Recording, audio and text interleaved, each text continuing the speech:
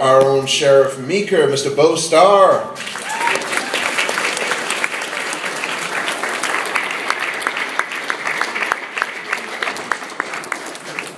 He's a two-timing son of a bitch that'll cheat on his girlfriend at the drop of a hat, ladies and gentlemen. Brody, Mr. Sasa Jensen.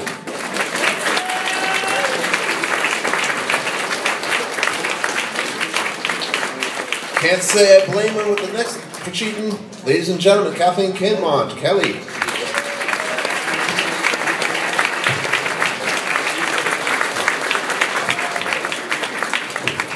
The shunned lady who proved that she was a little bit better in the end because she survived.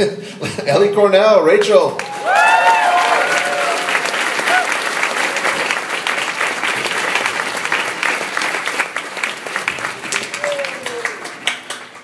Rachel was the big sister to, of course, Jamie Lloyd herself, Danielle Harris.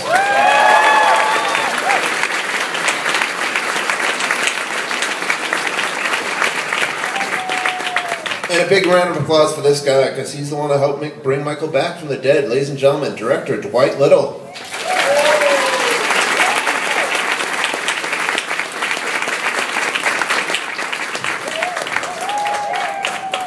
And that's it, right? I didn't miss it, right? I got a chair. Yes! Ah, perfect. I won't. Oh, Jesus Christ, thank you. I got saved by Danielle Harris. Good eye. What's that? Oh, let's move that chair. Let's get the hell out.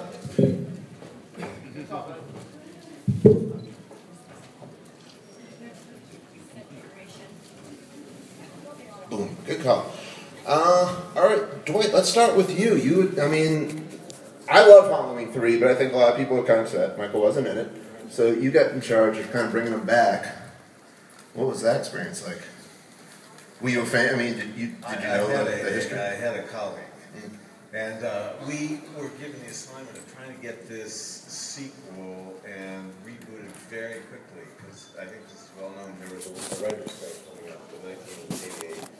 But we had to get this movie going on its feet, and I've been working with Alan McElroy, a writer colleague. And so when I went in to meet on the project, I immediately said, just give me a couple of quick days to come up with an idea. And Alan and I got together and really sort of rebooted the movie in our head over coffee in about 2 days. But we had to get that script done and delivered. I think it was in the middle of March of '88 in order to get it in before the strike. I knew Halloween 1 extremely well, but I hadn't followed the series that closely until that moment. It was an opportunity to reboot the franchise. And I went for the rest of you. I mean, were you guys kind of aware? I mean, you're probably too young to even really be aware of like the sort of legacy or whatever. Did any of you sort of have an idea? Because I mean, this is 25 years, well, 35 years to the series, 25 years later, and people love this movie, and it's just like, was that something that would kind of cross your mind? Like, oh, we're part of like this. No?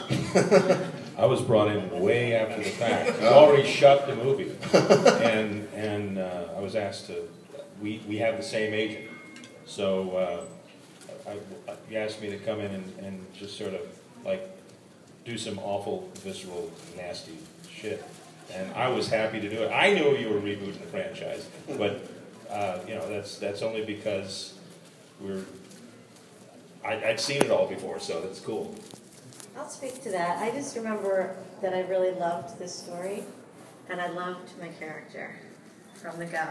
I was really excited about it because you read a lot of Drac in this business, and it was good. It was good from the go. So. And Bo, you got to spend pretty much all your scenes with Donald Pleasance. Can you talk a little about that? Because I mean, he's like sort of like but besides Michael, obviously, the face of the franchise. I mean, they really weren't the same after he left us. So. Yeah, one of the great things about it is if we filmed outside of town. I got to sit with Donald in the back of the limo for an hour or so and pretend I wasn't a fan and just ask him about The Great Escape, which was a great movie he was in. And most of the time I didn't want to drive to him because he was just a very nice guy and very interesting. Donald was very concerned about the prosthetic on his face. There was a because of Halloween 2, he had suffered these burns. He blew up. Yes. And to show for it, he got a scar on his cheek. Yeah. And that scar was a very heavily negotiated scar. There were a lot of opinions about at what level that damage needed to be indicated. So what you see was sort of as light as we could go and still have a reminder of that movie. But he was very self-conscious about it. And as we went through the picture, it kind of got less and less and less because it really, when you saw the dailies, it was like, whoa, what is this on his face? So we pulled it back over time. And I think everybody kind of just let it go after a point. Well, and, yeah, the sixth one, he just got rid of it entirely. He just, there's like a line. He's like, I got plastic surgery. All right. Yeah. For you three, you have a sort of like a little love triangle thing going on here, which I always love the randomness of, because like instantly she's like, I can't go tonight, and he's just like, so. Did you guys kind of know? Did you know each other beforehand or anything? No, but we got to know each other really well. Yes, we had a really nice little storyline that I really liked, because I thought that in the other films the characters weren't, I mean, they were fleshed out, but this was something that was definitely different and created a nice arc. So, and it made her so sympathetic, and it made him kind of a little bit of a jerk, and everyone just wanted to see me die. So, and I was really okay with that. I'll speak to that. First of all, I was an innocent to this because, I mean, we were teenagers at the time, and your heart will go in many different directions, I found. And it had nothing to do with the character or the actor. It's just, it's a universal dynamic, and it's much more powerful than... Your heart. Just can't find it. I think you mean something else. Hard. So, no, but Kathleen and I, we knew each other we grew up together practically. So it's when we saw each other at the airport, we were like, oh, wow. And I knew her old boyfriends from way back in the day. I don't even think she knew me. Plural. Yeah, I don't think... No, I knew who you were. I totally knew who you were. I just ignored you. And then we showed up in Utah and had the greatest time you could possibly have. As young actors, and we thought we had great ideas, and we'd go up to Dwight and we'd say, Dwight, what do you think of this? And he'd go, if you can make it work, I don't know. And we just kind of retire back and go, Another lame one shot down. Now for Danielle, I mean, you go through hell in this movie, and you know you were 8, 9 years old or something at the time of shooting. What did they sort of like ramp up? Like, did they start you out with like a really tense, nutty scene, or they kind of like leave that toward the end? I don't really remember if there was like a strategically planned, you know, as an adult in these movies, I've come to realize that if you do a love scene, that's usually first, or nudity, that's first, because they're afraid that, you know, the girl's gonna freak and you'd have to replace her if she does. So, which I'm just learning. I was like, why is this always up first? It's so uncomfortable. Now I know why. But I mean, you know, there was everybody was very protective over me, making sure that I knew that, you know, it wasn't real and we were good. But I do remember a couple of times of freaking out. I remember I was having a hard time one day, crying or something, and he put me in the closet. And I was afraid of the dark in real life, and closed the door. And it was like, okay, we're going to roll. Like, because I was going to cry in 2 seconds. So with the door closed in the dark, it was going to come in 2 seconds. And sure enough, you see the scene where they open the door and Jamie's holding the box crying over her mom. Those are tears. That worked. That was good. Those were tears of me. But that's how you direct. I was 10. What do? You can't tell me, oh, your mother died. You're looking at pictures of her. I was like, I don't know what's going on. So where's the dog? I want to play with the dog. So, you know, I was like, oh, lock her in the closet, turn the lights off. And boom, I started crying. And then action, and then you get a great scene. But that is an astonishing performance for a girl that age, I have to say. You know, I got really close, emotionally bonded to everybody on set. I remember there was a rap party. I have these pictures, you guys, of this rap party where it might have been actually the Halloween 5 one, where somebody gave me like a plaque that said like Best Actress with like a little Academy Award, and I got hysterically crying. I mean, it was just like everyone was so supportive and became family. And God, poor Elena and that roof, that fake roof that was so high up there. So high up and frozen over with ice, and you ripped your stomach open, and that little short crop sweater you were wearing, and I was like a monkey on your back. We weren't wired or anything. We had some, Dwight, no.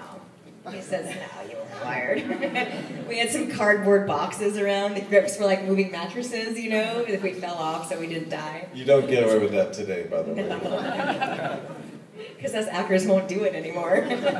How long was that whole, I mean, was that rooftop? We were out there for several nights. It was built as a proper movie set, but it was very high in its own right, and it was very cold and difficult for the actors, no doubt. So slippery. You're wearing like loafers, right? Oof. So one thing a lot of fans like to point out, you know, lovingly, mockingly, is the white-haired Michael mask that appears at one point. Can you talk a little about that? How does that happen? This has been brought up on a number of occasions, and I don't have a smart answer for this, but what I think happened was it was 4 o'clock in the morning, and no one could find the proper mask. And we were down to the last moment, we got to get this shot, and someone went to the prop truck and grabbed a mask, which was the wrong mask, and brought it down to the set so we could get the shot before the sun came up. And I think it was, honestly, it was just a mistake. They pulled the wrong mask out of the truck. That's my best defense. I always love that at the beginning of the store, Michael gets a new mask at the store. I love that Haddonfield is so insensitive that they sell Michael Myers masks. Several dozen of them. But there's a good part. I mean, they would have all those masks because there's that great scene with Bo and Donald where they're sort of approached by like all these guys. Yeah. You know, pretending to be Michael, and the masks all do look different. So it's kind of interesting that they actually that was good. How did that scene come about? That's sort of like a crazy, unique idea. Well, one of the things in this particular genre is that you want to constantly have moments of scare or suspense, but you want to delay. You want to push as far down the picture as you can the real conflict with Michael. So that was really Alan's kind of cleverness of saying, how can we have a Michael Myers scare scene and really have a terrifying sequence in the middle of the second act without giving it away too soon. So it was kind of like you get the moment and the audience gets the moment, but it's not really the moment. So it was a clever bit of writing, is what that was.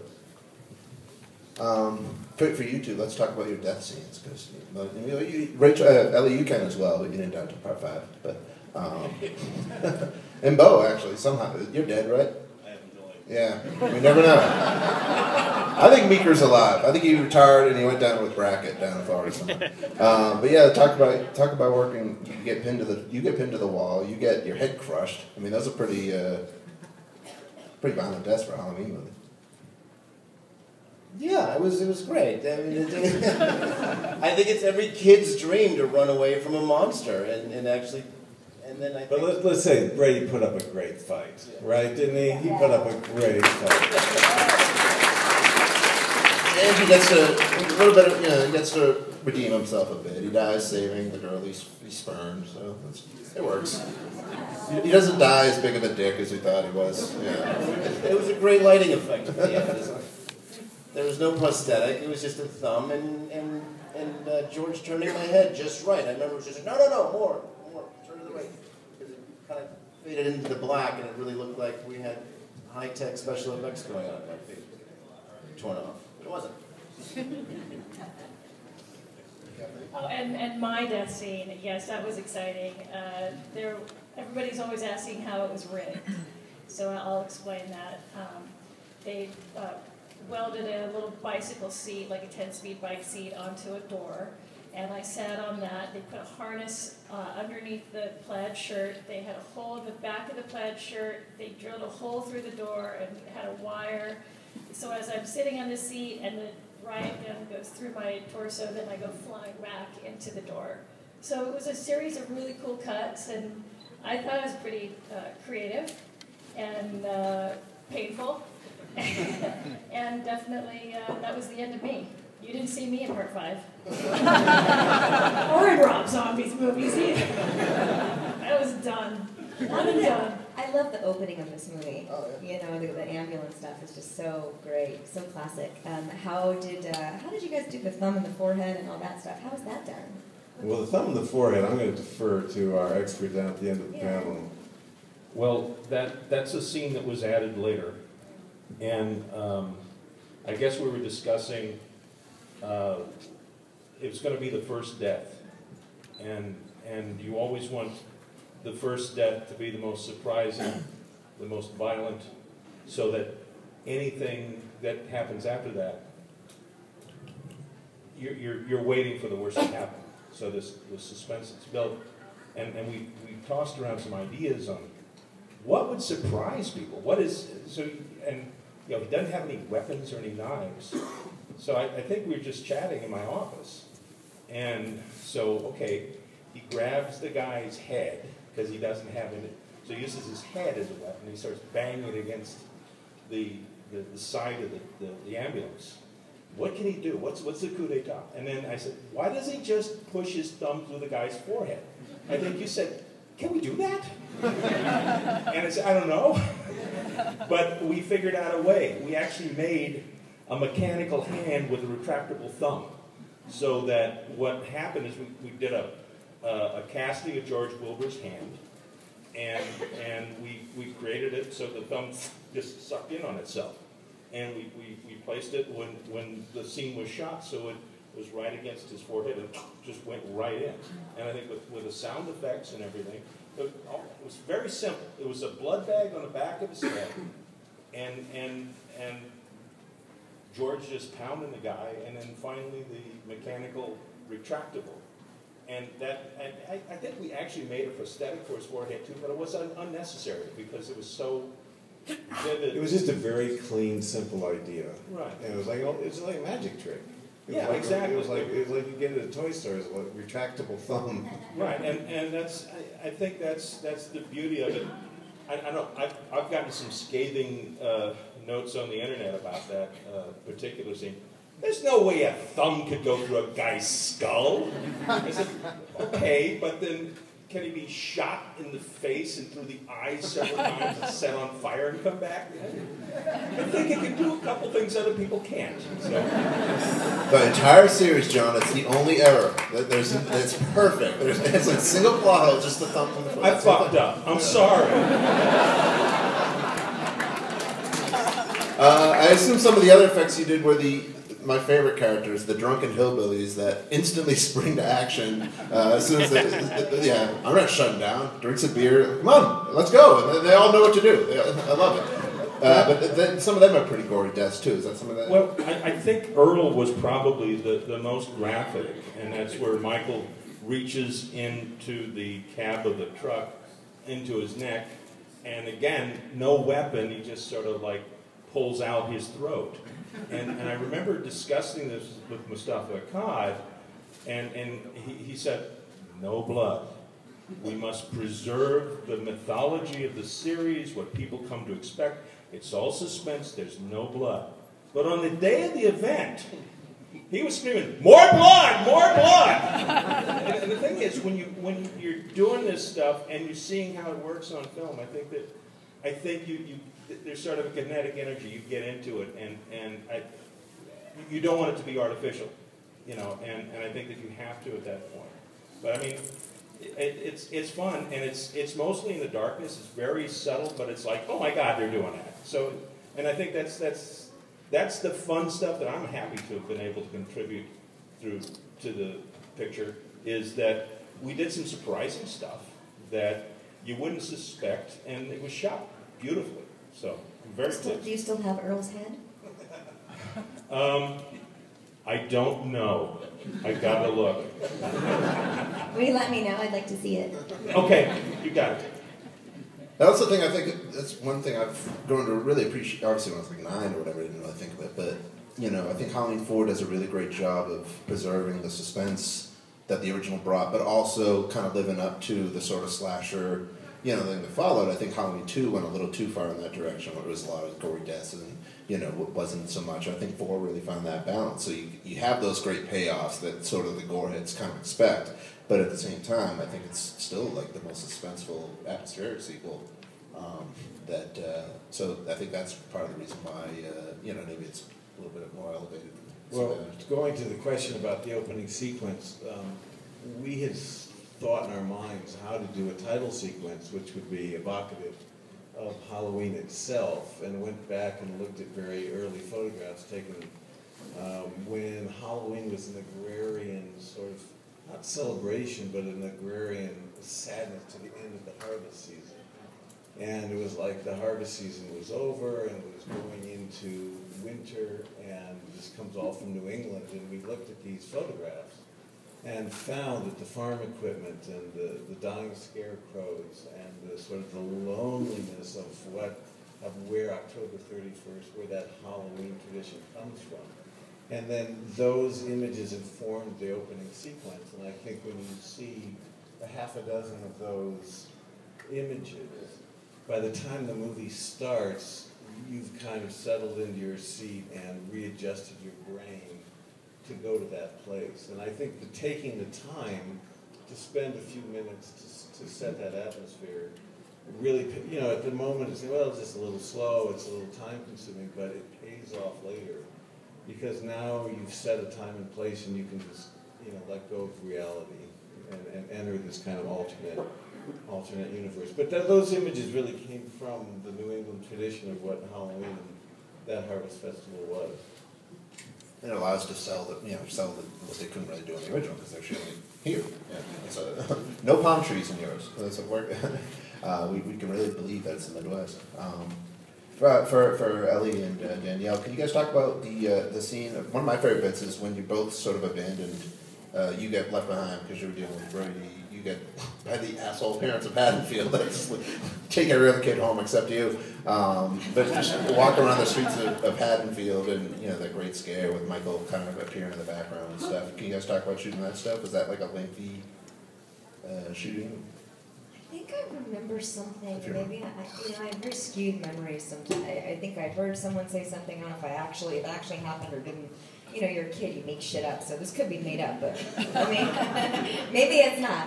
I think when I was running down the street screaming, "Help me, somebody help me," I heard, I think, that one of the homeowners had not been home and didn't know that we were filming, didn't get a notice on the door, and had called the cops because the kid's screaming, you know, "Help me, somebody help me." So I know there were I didn't know if the police cars were there, if it was our police car. You know, you don't know what's going on. There's just stuff going around. So I think it was. I mean, again, as a kid, so I was more scared to go. You know, when I would say, "Okay, we're going to start around the corner, prep me for the scene. We talk about what's happening, and here's what you're going to come out." And then you come around the corner, and there's all these people there. But that 1 minute of being behind the wall in the dark, again in the damn dark, is really scary. So I think that there was like, you know, trying to make myself be okay with it, but it was we didn't do it that much. It was very atmospheric, the whole shoot. It was not hard to get to that place. It was creepy. It just was. It was the middle of the night, you know. Well, we all became vampires because no one was awake. Yeah. We get up at 3 in the afternoon or 2 and shoot night after night after night. So it does, after a while, after weeks of shooting all night, you do get a little bit lost in your own head because you're never in the world. You sort of enter the night. You're with the night people, and when the sun comes up, you go right back to your hotel and try and disappear.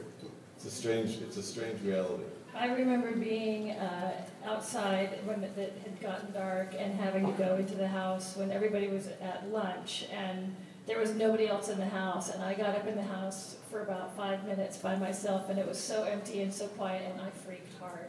I was like, "Get out now!" And I'm definitely bouncing out of this house right now as fast as possible. But yeah, the place, the location that you had chosen was so perfect. It was just beautiful, and just had the stained glass, I was looking at some of the pictures that we had from screen grabs, and whoever, I don't remember who did the set decoration, but everything was just so lit perfectly. It was just beautiful. This was all Salt Lake City. Yeah. And it was Scary. chilly, right? It was chilly. Like, couldn't you see our breath in some scenes? That was. And they went back, they used it for 5 and 6 as well. So I mean, it's a rare that we actually get like sort of a consistent Haddonfield because you're constantly changing it around. Kathleen, I think I'll be vilified forever if I don't ask about the cops do it by the book shirt.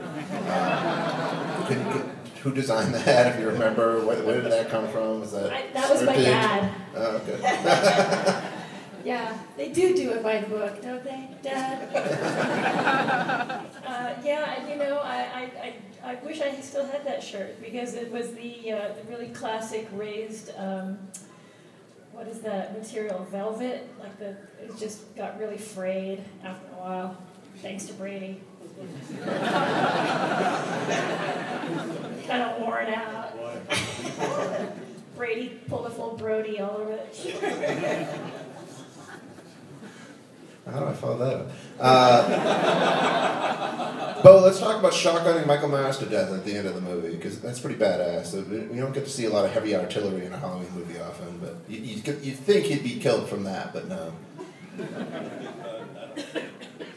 that I don't like bugs, but... He's back. Oh.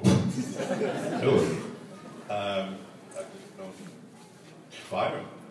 And that gun, somebody told me out there that there's a name for it. And you pull a trigger and it fires 12 shotgun shells at once. And I think that was the final thing that knocked them down the hole. But in one take, they had a bad shell. So this fire comes flying out of the gun, and it all goes into the ground like this.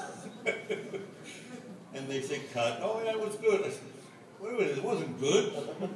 Didn't you see that flame come out and fall on the ground? Oh, no, I didn't see it. Thank God we shot it again. But it was, I didn't know there was a shotgun that was automatic. I'll tell you the I truth. think it was a Mossberg 500 with incendiary shells. Did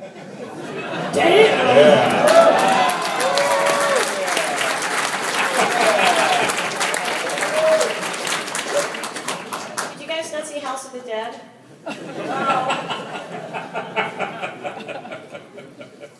She knows her guns.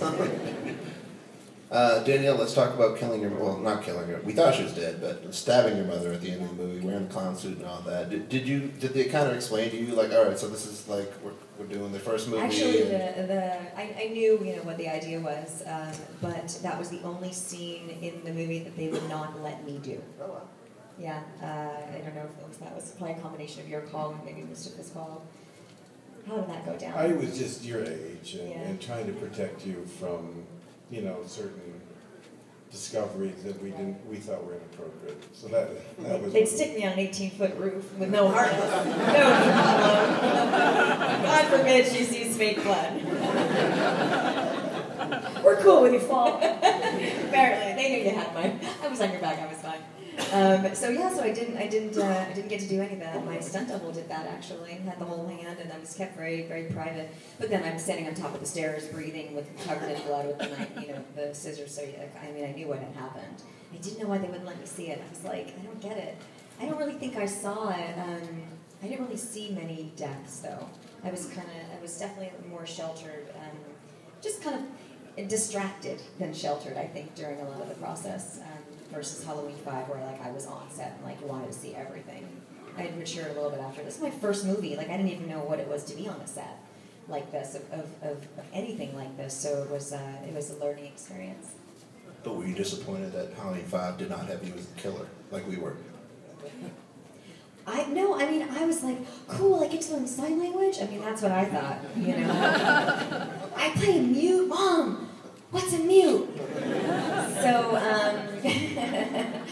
that's I was a kid, that's what you think. I wasn't like, oh, I should have been the killer. But now, in retrospect, it would have been pretty cool. But what would I have done, it would have been my double doing all kinds of stuff. And I don't think it was 1989. I don't think we were really ready for that yet. There are 9 million fan scripts that tell you exactly what you would have done.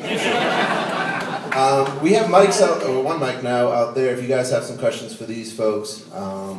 But just talk about, looking back now, I mean, like I said, it's the 25th anniversary. You guys are still here. I'm sure you've all done the conventions before. What do you think keeps people coming back to this particular series? Like I said, I mean, this is the only, Friday the 13th and Nightmare, they'll have like reunion for that movie, but they don't do full conventions for anything except Halloween. Well, I can't speak to the other movies. I think the thing about Halloween 4 is it's a thriller, honestly, is how we made it. And it's all character. I think they come back for these relationships, and I think they come back for these guys. I think it's about these characters. That's my personal feeling.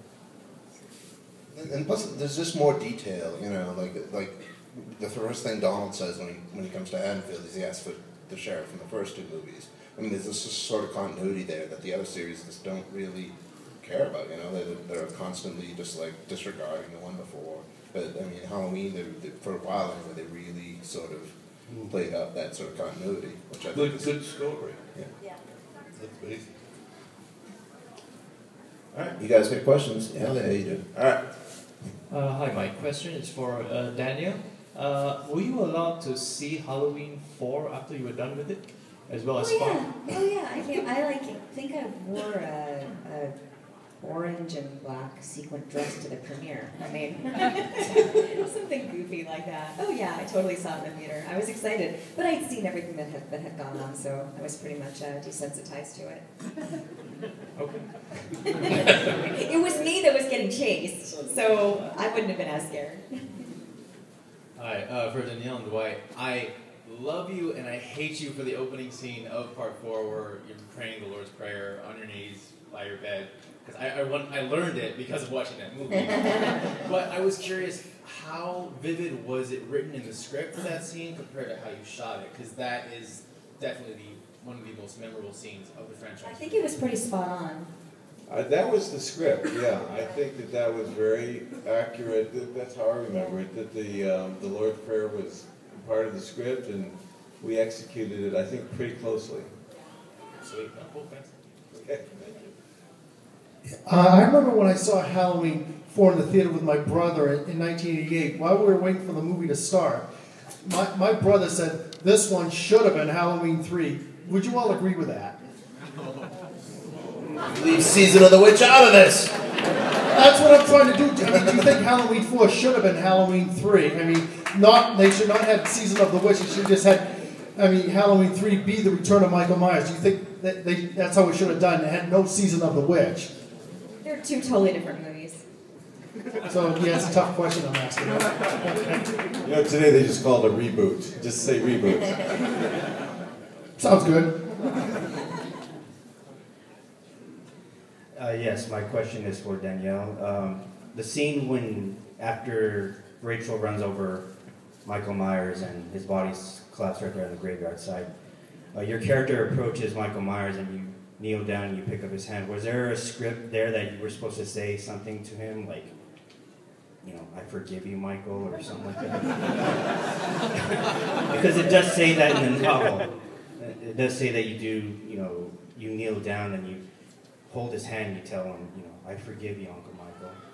What? In the novel Halloween 4, by yes. So I don't know if that was. I think you just stumped the panel right there.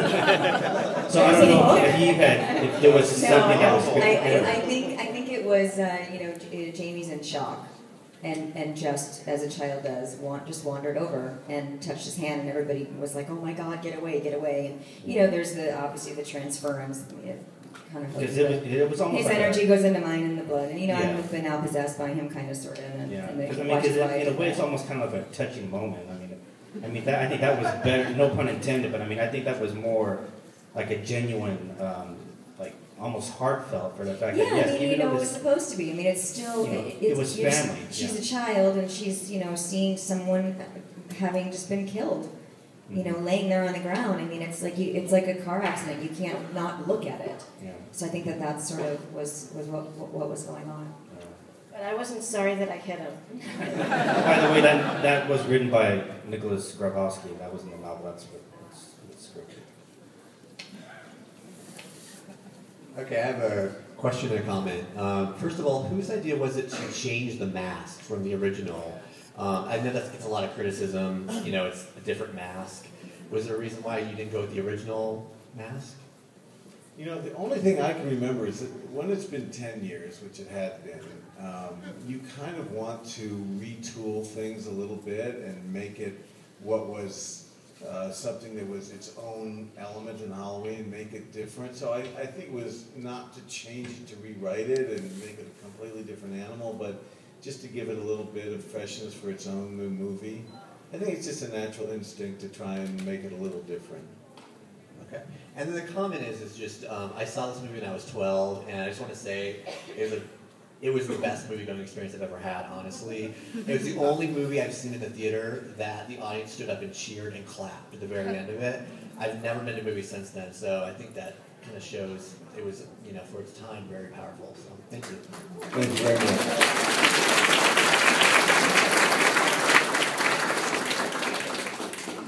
Okay, I have kind of an odd, maybe even useless question for whoever can answer it. The guy who worked at the power station who was kind of hurled into the power lines, I'm wondering whose idea it was to name him Bucky and plaster it onto his helmet. If there was like a joke behind that or what? One of the guys on our crew's name was Bucky. It was our prop It was master. our prop master. So he was the one responsible for getting that stuff, and that's why he put the name Bucky. Okay, I figured it was A little something. inside It was an egocentric. Yeah, totally. I just realized we should get at these conventions the asshole kids that taunt you with like the most horrible things. Like, Jamie's an orphan. Like, who says this? We gotta find those kids and get them for the 40th anniversary convention. I think You should bring him to the yeah, party. we gotta ask them some questions. Beat the shit out of them. Put him in the closet. Assholes. I love that scene. I go outside and I cry against a tree and I go, "You're okay, you're okay." That's hilarious. I'm like this big. And I still do that. My question coincidentally was asked earlier regarding the mask, but I also want to ask, was the poster designed before the mask was selected? Because obviously the mask on the poster looks very much similar to the first one.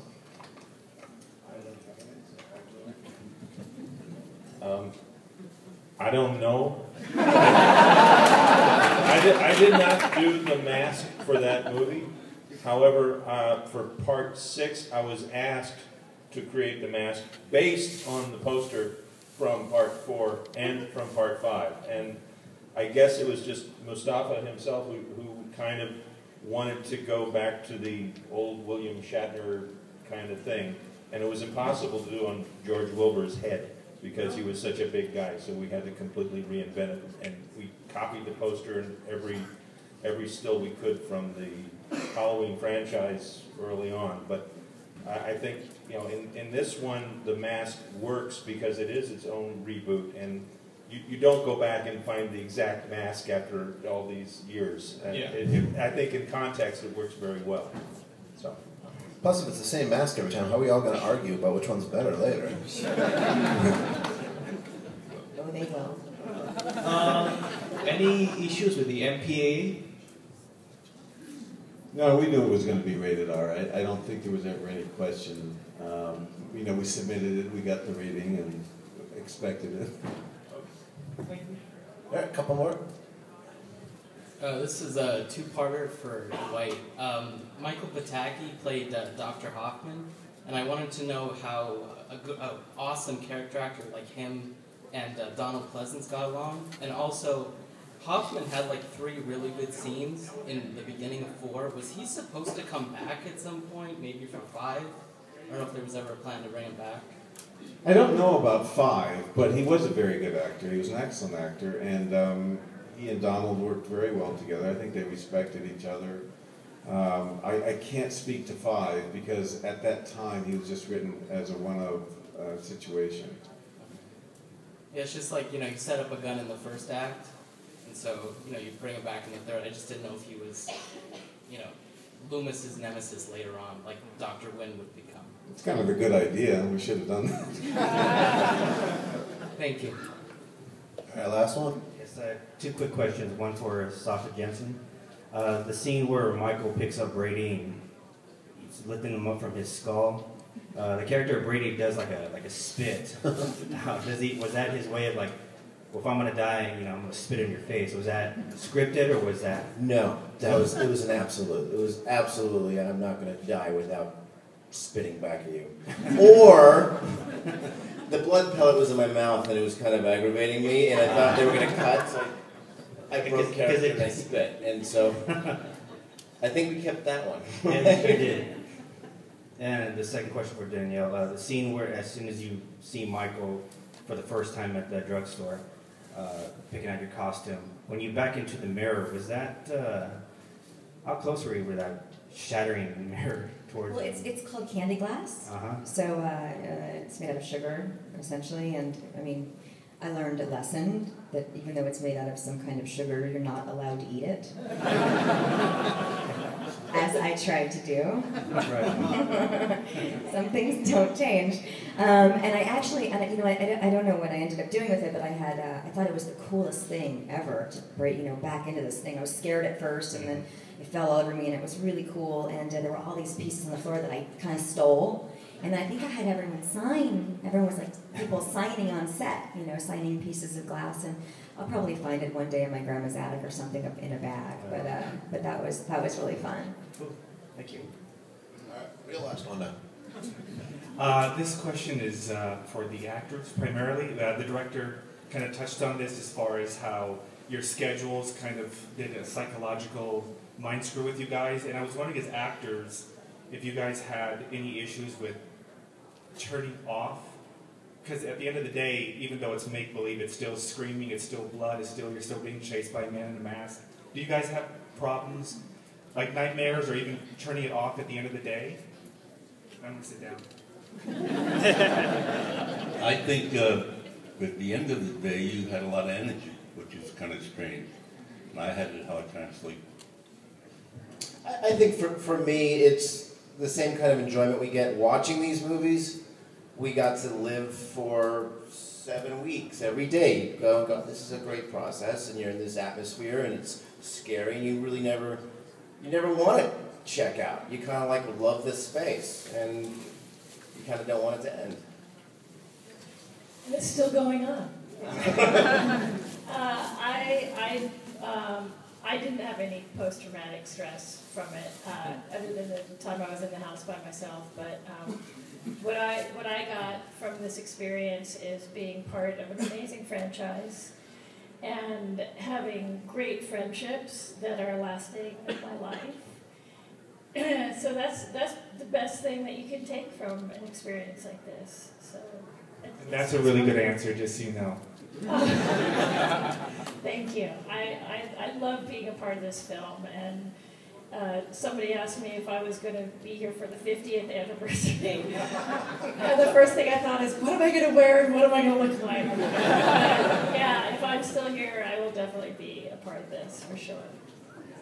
I didn't bring home the work because I don't bring my own stuff to the role. I try to bring it from my imagination, which I think is more, like the possibility is more infinite than what I can create based on my own experience. So, I don't know. So there was no sense memory involved in your role? No, the only part for me, which is a little bit odd, was when they killed my character. When my character died, I was bummed. It was just it was an odd sensation because I didn't think she should have. But. And it's weird playing your death. I mean, now I've done it a bunch, but that first time it's a little bit odd. I didn't actually have any issues because Michael never got me, right? He just didn't. He got me later. I'm not telling you.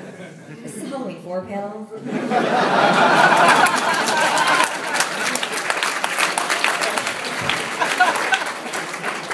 It's always got to be one smarty pants.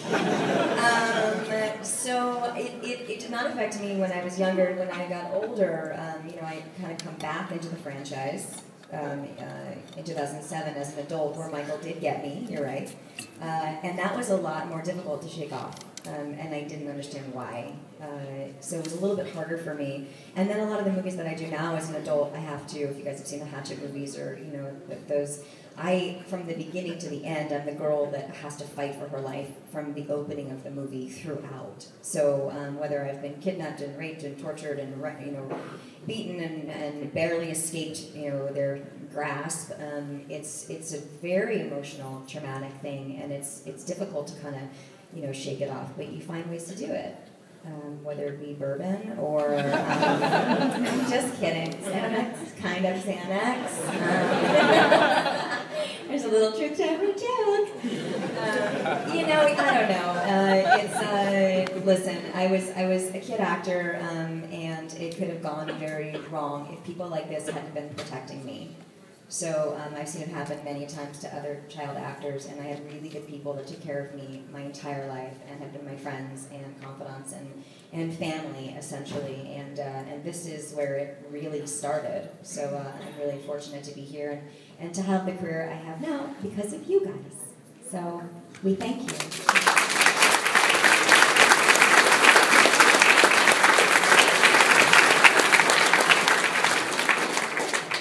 Any nightmares about your addiction?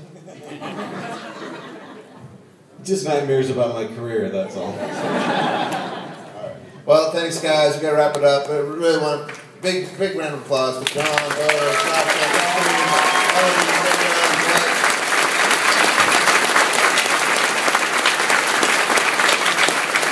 stick around, I believe the Rob Zombie panel is next, so wrap it up. Enjoy guys.